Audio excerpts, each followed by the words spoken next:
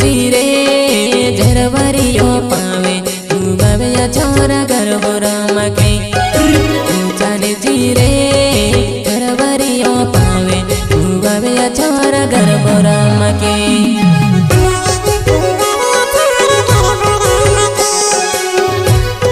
singer Dinesh भाई सोलंकी पुरुष खेड़ा वाले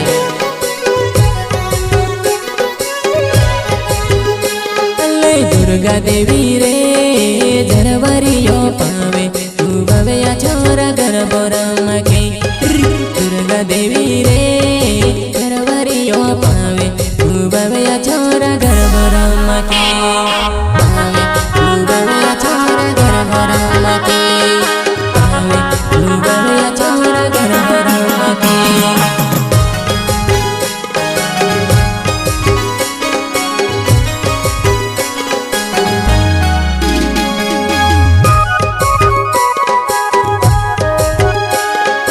दुर्गा देवी रे झरवरियो पावे डूबया छोरा गरबोराम के दुर्गा देवी रे झरवरियो पावे डूबया छोरा गरबोराम के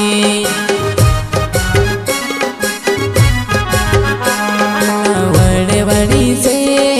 झंडो लगाई से न माडी और लाल वड़े वड़ी से झंडो लगाई से न माडी और लाल झंडो लगाई से न माडी और लाल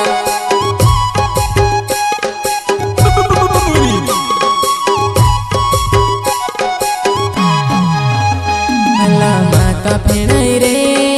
झरवरियो पावे डूबया छोरा गरबोराम के माता फेणाई रे झरवरियो पावे डूबया छोरा गरबोराम के गरबा सॉन्ग बनाने वाला दिनेश भाई सोलंकी एंड इला ले रानी का गमरे झरवरियो पावे डूबया छोरा गरबोराम के रानी का गमरे झरवरियो पावे डूबया छोरा गरबोराम के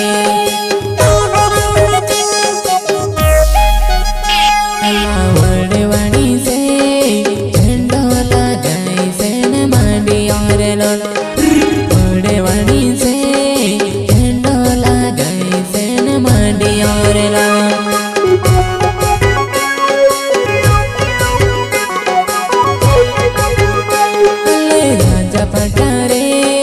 झरवरियो पावे डूबया छोरा गरबोराम के राजा पटारे झरवरियो पावे डूबया छोरा गरबोराम के पावे डूबया छोरा गरबोराम के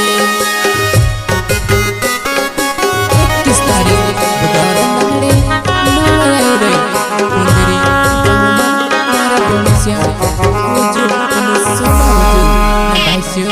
Tunggu biar wujud Punjiri gama Noya ire Lai pawa dungur re झरवरियो पावे डूबया छोरा गरबोराम के Lai pawa dungur re झरवरियो पावे डूबया छोरा गरबोराम ગરબોરામાં કે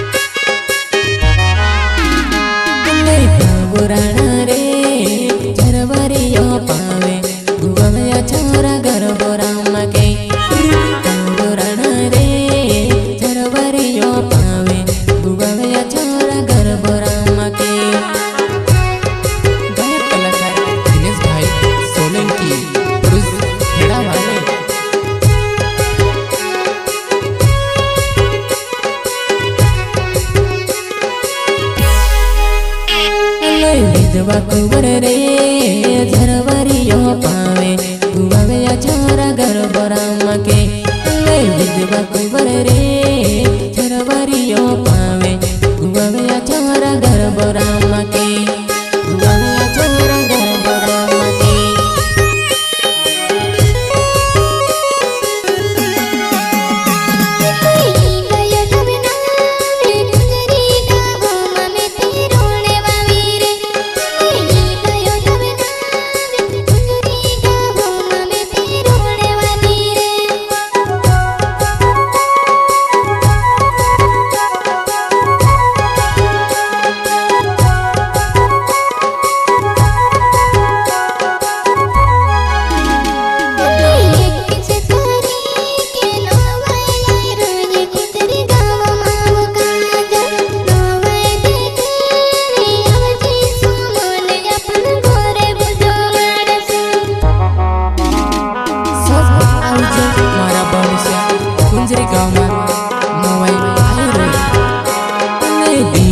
सोले